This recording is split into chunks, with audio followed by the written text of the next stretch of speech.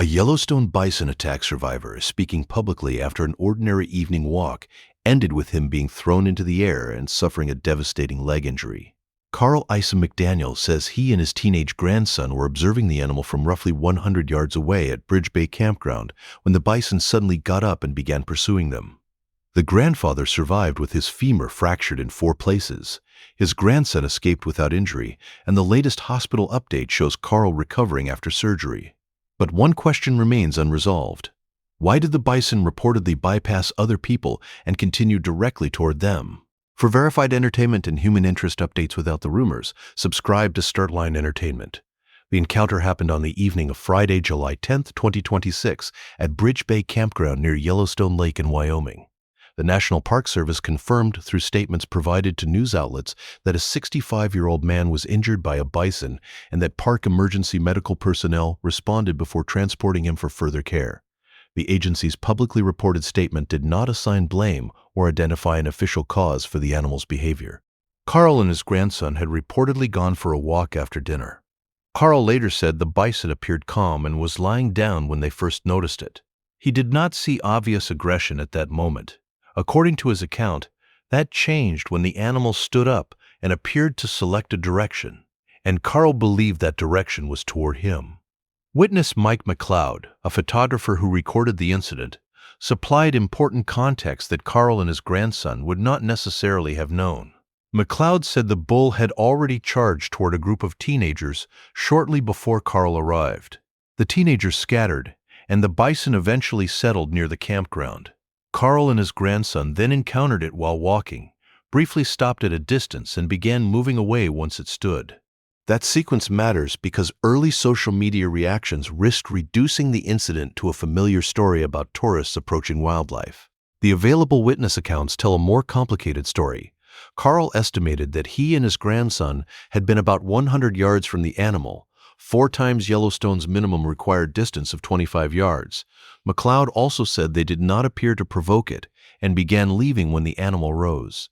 That distance remains based on their estimates, and the video, however, no publicly released National Park Service measurement has independently established it. A vehicle may have influenced what happened next, but that point has not been officially determined. Carl and witnesses described a white pickup passing nearby as the pair moved behind a group of trees. Some accounts say the driver sounded the horn, while others described the truck's movement or noise as possibly agitating the bison. The animal reportedly turned toward the vehicle before redirecting toward Carl and his grandson. That is a theory from the people present, not a confirmed National Park Service conclusion about what triggered the charge. Carl's immediate concern was his grandson. He said the two separated, with the child moving toward the campground amphitheater while Carl remained below and tried to manage the threat. McLeod later said it appeared that Carl drew the animal's attention and took the force of the encounter, although describing that as a deliberate sacrifice would go beyond what the public evidence can prove. What is confirmed is that the bison did not reach the grandson. The bison continued through the trees. Carl tried to use the trunks as barriers, but he later emphasized that the animal moved far faster than he had imagined. Yellowstone warns visitors that bison can run approximately 3 times faster than humans. Independent reporting places their maximum speed near 35 miles per hour, meaning a person on foot may have only seconds to react once a full charge begins. The video shows the pursuit ending when the bison sends Carl into the air. Early witness descriptions said a horn caught him near the hip. Carl's later account focused instead on the animal's head lifting him and said the most serious damage happened when he struck the ground. Those accounts may describe different parts of the same movement, but the precise point of contact has not been resolved through an official medical or investigative report. Carl landed hard on his side. Although he was not knocked unconscious, the impact fractured his femur in 4 places. Photographer Mike McLeod stopped recording and joined other campers who moved toward the scene, attempted to drive the bison away, and helped protect Carl while emergency assistance was called. One person reportedly monitored the animal, another contacted emergency services, and another remained beside Carl as they waited. The grandfather's first question was reportedly about his grandson. McLeod said Carl remained conscious and was able to communicate despite the severity of the injury. The child was physically unharmed, although the experience was understandably frightening. His identity should remain private, and footage showing him should be avoided unless his face is obscured or appropriate consent has been obtained. Park medical personnel treated Carl and arranged transportation. He was ultimately hospitalized at Bozeman Health Deaconess Medical Center in Montana, where he underwent surgery. In a hospital video recorded several days after the encounter, Carl said being lifted by the animal was not what caused the worst damage. Landing on the ground was the critical moment. Emergency physician Dr. Eric Lowe confirmed that Carl had fractures in multiple locations. Carl's public attitude has been notably measured. He acknowledged that the animal could have trampled or seriously gored him after he fell, but did not. His comments have focused on gratitude for his survival, his grandson's safety, the people who responded, and the medical team caring for him.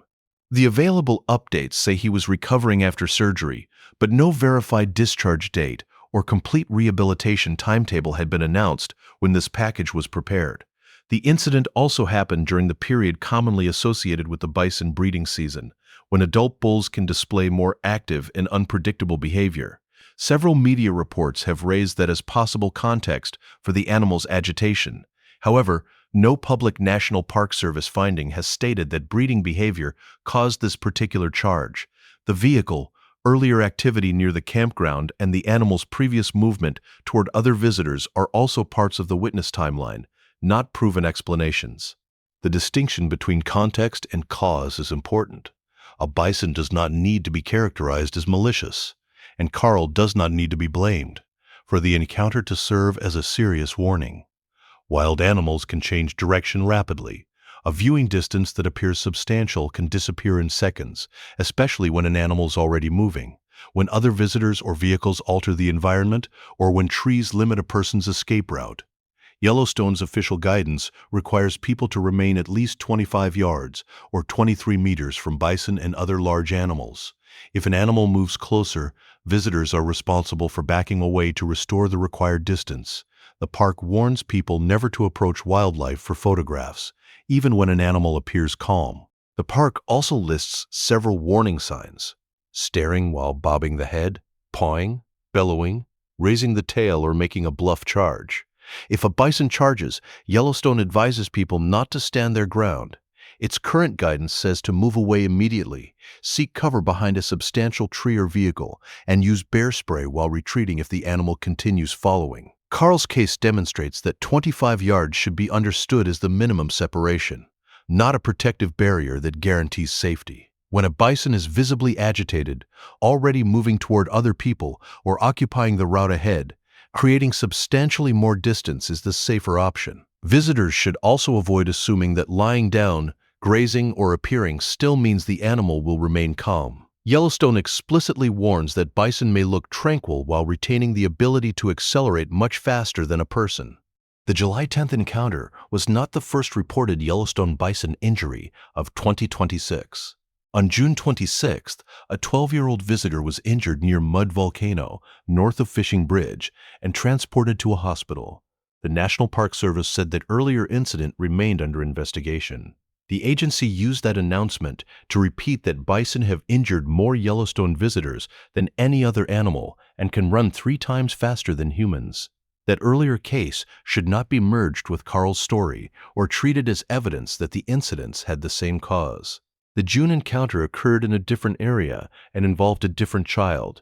Its inclusion matters only because it shows why Yellowstone was already renewing its wildlife warnings shortly before the Bridge Bay incident. The start line takeaway is that the most important detail is not the dramatic image of Carl in the air.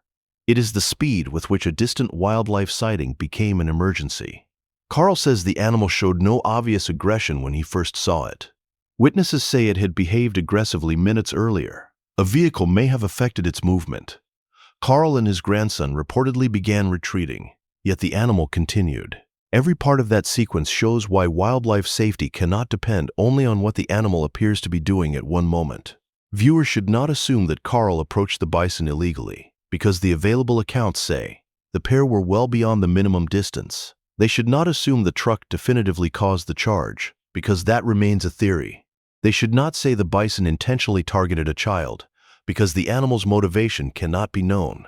And they should not describe Carl's injuries as being caused by a goring when his own later account emphasized the force of the fall. As of the latest confirmed reporting, Carl Isom-McDaniel survived, underwent surgery, and was recovering in a Montana hospital. His grandson was not physically injured. The National Park Service confirmed the location and emergency response, but no comprehensive public incident report has explained exactly why the bison charged or reconciled every difference in the eyewitness accounts. The unresolved question may never have one simple answer. What the public record does show is a grandfather trying to create distance between a fast-moving wild animal and his grandson, strangers ending their filming to help, and a survivor using his hospital update to warn others that arresting bison can become dangerous much faster than anyone expects.